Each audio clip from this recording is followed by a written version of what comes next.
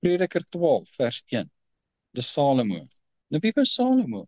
'n mens net soos ons, hy het ook hier geleef, hy het net in 'n ander tyd as ons geleef, hy het op 'n ander plek geleef, maar hy was nie dieselfde volk, hy is dieselfde geslag, hy het dieselfde God gedien.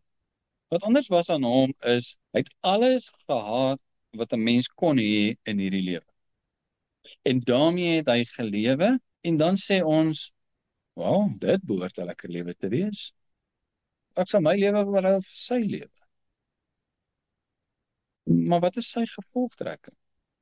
Hy het ook oud geword, en hy het ook dood gegaan, net soos die res van ons. Prediker 1 sê, dink aan die Skepper in die dae van jou jonkheid. Nou baie van my hoorders nou is in die dae van hulle jonkheid. En hulle sê dalk nou vir my, waarvan praat jy? My lewe is lekker, ek geniet dit. Reg? Maar dink aan jou Skepper in die dae van jou jonkheid, voordat die ongelukkige dae kom en die jare aanbreek waarvan jy sal sê, ek het daar geen behaag in nie. Party jong mense se lewens is rof. Hulle sê, ek het daar geen behaag in. Maar die voordeel van die jong mense is hy sterk, is gesond, sien uit na alles, probeer alles, sien nog kans vir alles.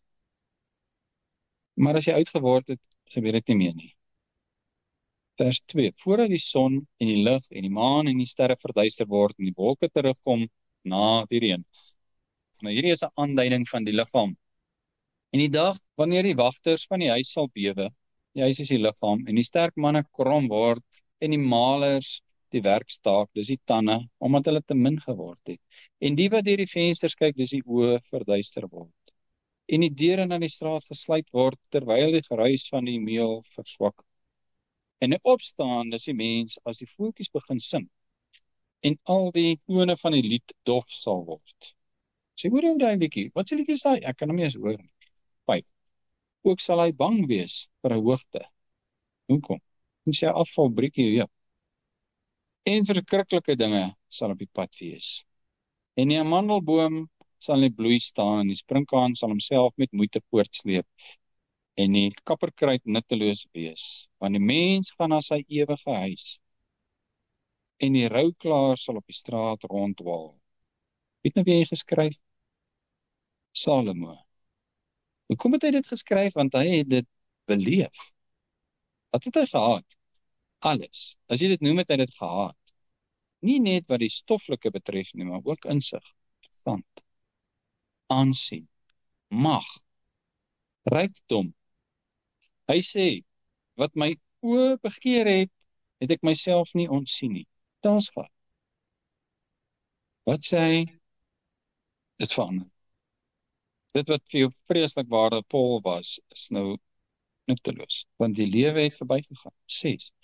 Voordat die silwerdraad verwyder word, laat ek net weer vers 1 lees. Dink aan jou Skepper in die dae van jou jonkheid. Vers 6. Voordat die silwerdraad verwyder word en die goue oliekruik stukkend val en die kruik by die fontein gebreek word en die wiel stukkend in die put val of die kus in die grond afgesak word en die stof na die aarde terugkeer soos dit gewees het en die gees na God terugkeer wat dit gegee het. En dis elkeen van ons. Dink aan God in die dae van jou jonkheid. Voordat die ongelukkige dae kom. En die ongelukkige dae kom vir almal. Maar die dood is gelukkig nie die einde van ons lewe nie. Maar die lewe gaan voort nadat ons die laaste asem uitgeblaas het. En dis die goeie nuus. Die dood is gelukkig nie die einde van die lewe nie. Wat gebeur as die silwerdraad verwyder word en die goue oliekruik stukkend val en die kruik by die fontein gebreek word? Jy verlaat hierdie lewe. Maar is dit die einde? Dis nie die einde nie. Die dood is gelukkig nie die einde van ons lewe nie. Ons moet ons perspektief en ons denkpatroon verander na hierdie gedagte toe. Die dood is nie die einde van ons lewe nie. Maar die lewe gaan voort nadat ons die laaste asem uitgeblaas het.